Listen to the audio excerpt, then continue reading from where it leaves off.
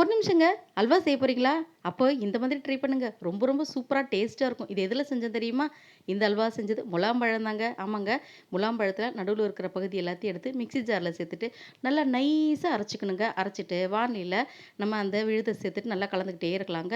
நல்லா கொஞ்ச நேரத்திலேயே நமக்கு இந்த மாதிரி நல்லா பபிள்ஸ் வர ஆரம்பிக்கும். இந்த சமயத்தில ரூ. 5 பால் பவுடர் இருக்கு பார்த்தீங்களா? அது ஒரு 4, 5 எடுத்து பால்ல கலந்து, நல்லா கட்டிகள் இல்லாம கலந்து இதில அப்படியே சேர்த்துட்டு, கைவிடாம கலந்துக்கிட்டே இருக்கணும். கொஞ்சம் நேரம் நம்ம கலந்த பிறகு, நமக்கு இதில இருக்கிற தண்ணி சத்தெல்லாம் அடங்கிட்டு, இந்த மாரி பபிள்ஸ் வருது பார்த்தீங்களா? இந்த நேரத்தில ஒரு 6 ஸ்பூன் நம்ம சர்க்கரைய சேர்த்துக்கலாங்க.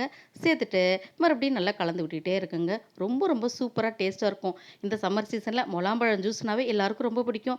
இப்போ முலாம்பழம் அல்வா ரொம்ப டேஸ்ட்டு அட்டகாசமா இருக்குதுங்க. நம்ம இதில பால் பவுடர் சேர்த்ததுனால நமக்கு கலரும் கொஞ்ச நேரத்துக்கு நல்லா சேஞ்ச் ஆயிடுங்க.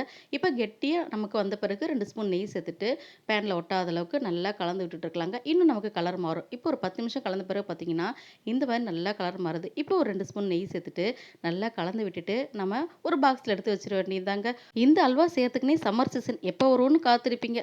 அந்த அளவுக்கு டேஸ்ட்டு ரொம்ப சூப்பரா இருக்கு. செஞ்சு பார்த்துட்டு எப்படி இருக்குதுன்னு சொல்லுங்க ஃப்ரெண்ட்ஸ். Thank you.